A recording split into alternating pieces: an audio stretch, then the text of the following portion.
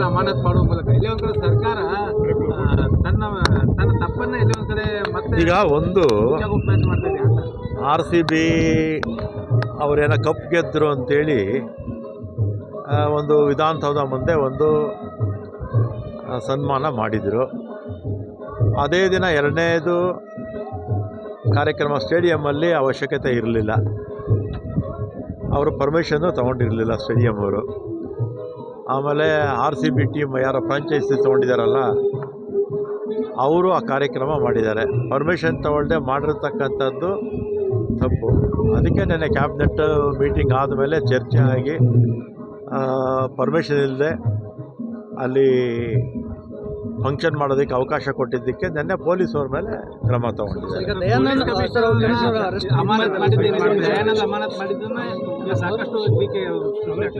ಯಾರು ದಯಾನಂದ್ ಅವರನ್ನ ಅಮಾನತ್ ಮಾಡಿರ್ತಕ್ಕಂಥದ್ದೇ stand with Dayanand ಅಂತೇಳಿ ಈಗ ಸೋಷಿಯಲ್ ಮೀಡಿಯಾದಲ್ಲಿ ಅಭಿಯಾನ ಸ್ಟಾರ್ಟ್ ಆಗಿದೆ. ಕ್ರಿಟಿಸೈಸ್ ಆಗ್ತಾ ಇದೆ ಸರ್ ಆಕ್ಷನ್ ಏನಂತ?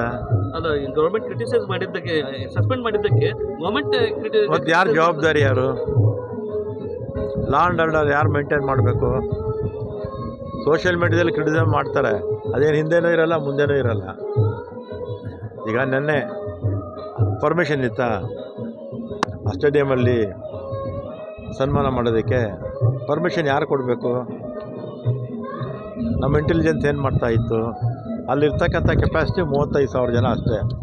2-3 ಲಕ್ಷ ಜನ ಸೇರಿದ್ದಾರೆ. ಆಮೇಲೆ ಆ ಫ್ರಾಂಚೈಸೀಸ್ ತೊಗೊಂಡಿದ್ದಾರಲ್ಲ ಅವರು ಪ್ರವೇಶ ಉಚಿತ ಅಂತ ಬೇರೆ ಪಬ್ಲಿಸಿಟಿ ಕೊಡ್ತಾರೆ. ಪ್ರವೇಶ ಉಚಿತ, ಲಿಮಿಟೆಡ್ ಸೀಟ್ಸ್ ಅಂತ ಕೊಡ್ತಾರೆ. ಅವ್ರದ್ದೆಲ್ಲ ತಪ್ಪಿದೆ ತಾನೆ. ಸ್ಟೇಡಿಯಂ ಅವರು, ಕ್ರಿಕೆಟ್ ಅಸೋಸಿಯೇಷನ್ ಅವರು ಪರ್ಮಿಷನ್ ಇಲ್ಲದೆ ಆ ರೀತಿ ಮಾಡ್ಬೋದಾ? ಈಗ ಒಂದು ನಿಮಿಷ, ಈಗ ಒಂದು ಸ್ಟೇಡಿಯಮ್ಮು ಒಂದು 50-60 ವರ್ಷದಿಂದ ಇರ್ತಕ್ಕಂಥ ಒಂದು ಸಂಸ್ಥೆ, ಪರ್ಮಿಷನ್ ತೊಗೊಂಡು ಮಾಡಬೇಕೋ ಬೇಡವೋ? ಆ ಫ್ರಾಂಚೈಸೀಸ್ ತೊಗೊಂಡಿರೋರು ಪರ್ಮಿಷನ್ ತೊಗೊಳ್ಬೇಕೋ ಬೇಡವೋ?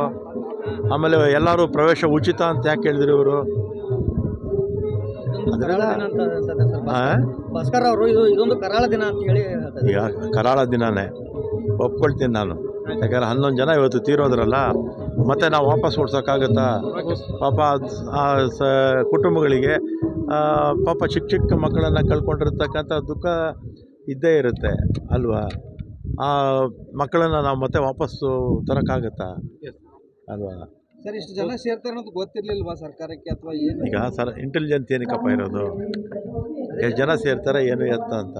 ಅದೇ ಫೇಲ್ ಆಗಿದೆ. ಇಂಟೆಲಿಜೆನ್ಸ್ ಎಲ್ಲ ಅದೇ ಫೇಲ್ ಆಗಿದೆ ಅಂತ ಹೇಳಿದ್ರೆ ಇಂಟೆಲಿಜೆನ್ಸ್ ಅದಕ್ಕೇನೆ ತೊಗೊಂಡಿರೋದು, ಕ್ರಮ ತೊಗೊಂಡ್ರು.